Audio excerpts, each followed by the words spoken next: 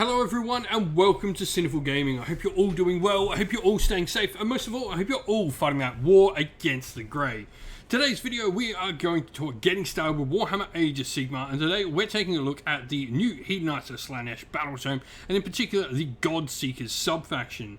Now in this video we're going to go through talk a little bit about the Godseekers special rules before looking at a couple of units we recommend to get started with for the faction.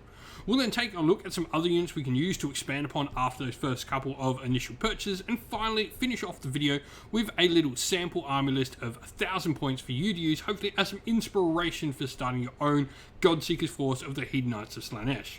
Now a little bit of lore to the side as well of this video. The Hedonites of Slaanesh have some really cool lore that focuses around the three different types of sub-faction they have. The Godseekers in particular are those still utterly devout to Slaanesh, and they are the ones that are trying to go and get out there and find the god, and actually the ones who are mostly responsible for the assault on Urgish, the area on where the elves had trapped their god. Now, special rules wise, first of all, we have Thundering Cavalcade. This allows you to reroll charge rolls for friendly Godseekers units while they're wholly within 12 inch of any other friendly Godseekers heroes. First of all, this is just really good. This saves command points straight away. You know, being able to get rerolls without having to spend commands on them, without having to only get that one reroll per army is really good. You know, this is just going to free up your command points to use on other things you might need them to. Now we also have the Maniacal Hunters rule as well, where at the start of each battle round, before the players receive their stunning command points, you can move up to D3 friendly Godseekers units that are more than 3 inches from all enemy units up to D6 inches. You need to roll separately for each of these units, and these units then must end their move more than 3 inches away from all enemy units as well. Now where do we look at getting started with this particular sub-faction? But of course with the different types of chariots, and of course the biggest of all the chariots, the Herald on Exalted Chariot.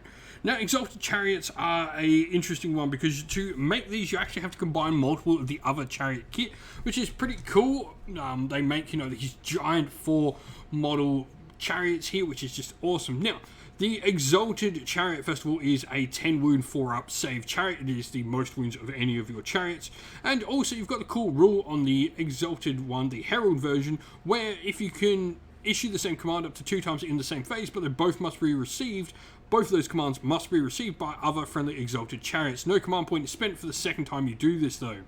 The excess of blades allows you to, when a unit finishes its charge move, you pick an enemy unit within an inch and roll a number of dice equal to your charge roll. For each roll that is greater than the enemy's save, you inflict a mortal wound. On top of this, you also have a spell that is +1 to wound as well. Now, the Exalted Chariot itself, it has the excess of blades ability. It does mortal wounds based on your opponent's saving throw when it charges. And then it also has the Bit of Frenzy rule, where you roll a dice each time this unit receives a command from a friendly Bladebringer Exalted Chariot.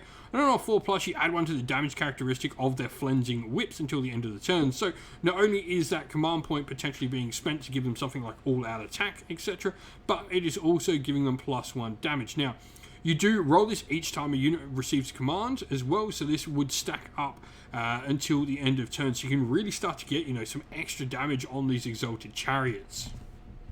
And so, looking at the next version of the chariot, we have the Herald on Seeker Chariot and the Seeker Chariots.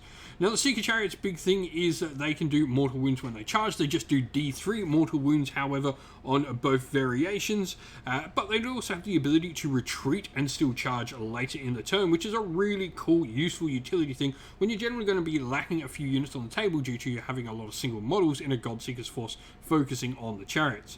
Now, the Thrill Seeker ability on the Herald allows while the friendly Seeker Chariot units hold within 12 inch, you also add 1 to the number of mortal wounds allocated by the Mutilating Blades ability of said chariots as well, which is super fun. This is just going to allow you to get, you know, some extra damage in there, but also worth remembering that these Heralds are also a bunch of wizards. Now, the last one of these chariots is the Hellflayer, and of course you can get a Herald on Hellflayer as well. Now, the big thing you've got is Soul Scent, where at the start of the combat phase you roll a dice for each enemy unit within 1 inch of this unit, and on a 4+, the enemy unit will suffer D3 mortal wounds. In addition, for each 4+ you roll, you also add 1 to the attacks characteristic of this unit's melee weapons until the end of the phase, and if you're ever fighting a unit that has 10 or more models, these effects and abilities will go off on a 3+. On top of this, the Slavering for Sensation rule on the Herald on Hellflavor. While a friendly Hellflayer unit is within 12 inch of any friendly units with this ability, add 1 to the roll to determine whether their soul-sent ability causes any mortal wounds. And so then we have our sample army list here for the Godseekers. Now, we've gone with the grand strategy, take what's theirs. We've got an army that's generally going to be willing to move around the battlefield, so we're going to have more of our units in our opponent's territory than theirs at the end of the game. Probably what we're aiming to do anyway. Now, we do have our Blade-bringer Herald on Exalted Chariot by making this model our general, the Blade-bringer Exalted Chariots. They will become battle line, and we've gone for the artifact on this model, which is going to be the Girdle of the Realm Racer. This will give the model flight, and in addition, if the bearer is eligible to fight in the combat phase while they're within 6 inch of enemy units, and they can also pile in and move an extra 3 inch when they do so. This is particularly good considering we are going to give this model the Spear Chaser command trait, where they do a number of mortal wounds based on the dice roll of the charge. This is in addition to the mortal wounds they're already doing, so having that 6 inch pile in after they've done all these mortal wounds and potentially even wiped out an enemy unit can allow them to potentially get into an enemy unit hiding behind. Now, the spell we've gone for is Pass as a Dark Prince. This allows this model to make charge moves of 3d6. It's not discarding anything like a lot of these abilities do throughout the game. It is just making 3d6 charge rolls, which is awesome. You know, you can rock up 3 inch away from your enemy and then roll 3d6, do a ton of mortal wounds, and then even get into the juicy stuff behind the screens or whatever. Now, we then have our Blade-bringer Herald on Seeker Chariot as well, who's got the Progeny of Damnation spell. This is really cool because it stops your enemy being able to use redeploy commands when this unit moves near them. Otherwise, battle line, we have 1 Seeker Chariot and 2 Exalted Chariots, and then we've also got the Dreadful Visage Endless spell, which is a really fun endless spell that stops our opponents striking first. It gives a lot of our units, well, the ability to strike first, but it actually is putting always strikes last on our enemy. Now, we have a battle regiment wrapping everything up in a 1-drop force, 1,000 out of 1,000 spent, so no triumph available. But, you know, we've got those reroll charges already in there, which is probably the triumph we'd be going with if we were trying to get one. So, with that said, if you've got any ideas on a Godseekers Chariot Heavy Force for Slaanesh, let us know your thoughts down in the comments below. And so that's the end of the video. We hope you all enjoyed it. If you did, please don't forget to leave a like and subscribe to the channel if you haven't already. If you'd like to come chat more with me and other members of our fantastic little community here, we have a Discord server which is linked down in the video's description.